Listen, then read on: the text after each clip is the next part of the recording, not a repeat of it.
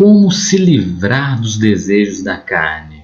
Bom, primeiramente temos que lembrar que, apesar de nós cristãos estarmos salvos, todos que cremos em Cristo já estamos salvos, vivemos uma nova vida dedicada a Cristo, ainda vivemos num corpo pecaminoso, como podemos ver em Romanos capítulo 7, versículo 18, em que Paulo diz que nele, na carne dele, ou seja, na nossa carne, não habita bem algum.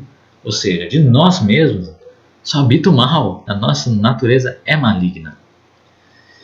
Então, temos que lembrar que até que morramos e ressuscitamos para a vida eterna, ou que Cristo venha, ainda estamos vivendo nesse corpo pecaminoso, ainda sujeito ao pecado. Esse é o nosso velho homem.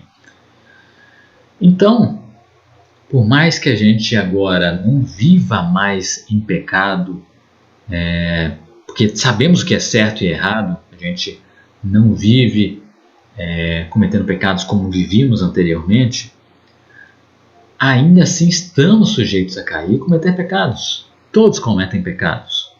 Quem diz que não comete é mentiroso, como está escrito. Mas a diferença é que não vivemos no pecado. Mas o que podemos fazer quando somos tentados? Quando os desejos da carne falam mais alto, o que a gente pode fazer? Bom, como podemos ver em Gálatas capítulo 5, versículo 16, Paulo vai falar que andai em espírito e não cumprireis a concupiscência da carne. Ou seja, quanto mais nos dedicamos a coisas espirituais, as coisas de Deus, mais a gente está dando foco ao espírito. Quanto mais a gente dá atenção para as coisas desse mundo, mais a gente está focando na carne. Então, claro que a gente ainda está vivendo esse mundo, vamos trabalhar, interagir nesse mundo, mas a gente tem que pensar bem o quanto de nosso tempo, dia a dia, a gente está dedicando a Deus, a leitura da palavra de Deus, a oração, quanto a gente está dedicando às coisas desse mundo. Quanto mais nos dedicamos a Deus verdadeiramente, mais focados no Espírito estamos, mais focados nas coisas de cima, nas coisas celestiais, menos atenção a gente está dando à carne. Então é essa distinção que o cristão tem que ter, esse discernimento de ver o que desse mundo é ruim para ele, o que lhe causa tentação, e se causa tentação,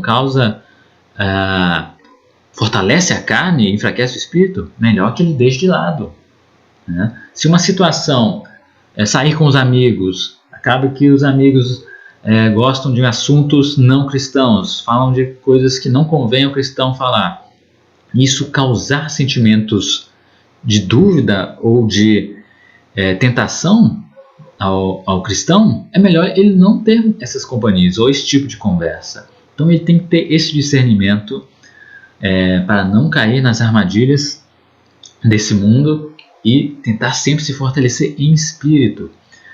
Mas mesmo que caia, mas mesmo tentando se fortalecer em espírito, a carne vai lutar contra o espírito, porque essa é a natureza da nossa carne. E por isso somos tão gratos e felizes pelo sacrifício de Cristo, porque foi pelo sacrifício dele que estamos limpos de nossos pecados. Porque a gente sabe o que o pecado causa, a morte. E por isso Jesus morreu na cruz, para nos limparmos dos nossos pecados. Ele morreu em nosso lugar. E por isso somos tão leais ao Senhor Jesus, porque ele fez o maior sacrifício por nós. A morte que era para nós, ele sofreu na cruz por nós, e carregou nossos pecados. Então o cristão tem que ter discernimento. O cristão que verdadeiramente crê em Cristo não anda em pecado como antes, mas sim pode cair.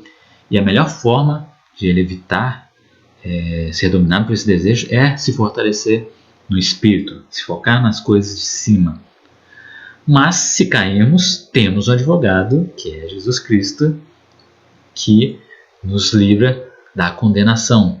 Então, por isso somos tão gratos e temos a certeza da salvação eterna a todos que cremos em Cristo Jesus, porque Ele nos amou e pagou os nossos pecados para que nós pudéssemos ter a vida eterna.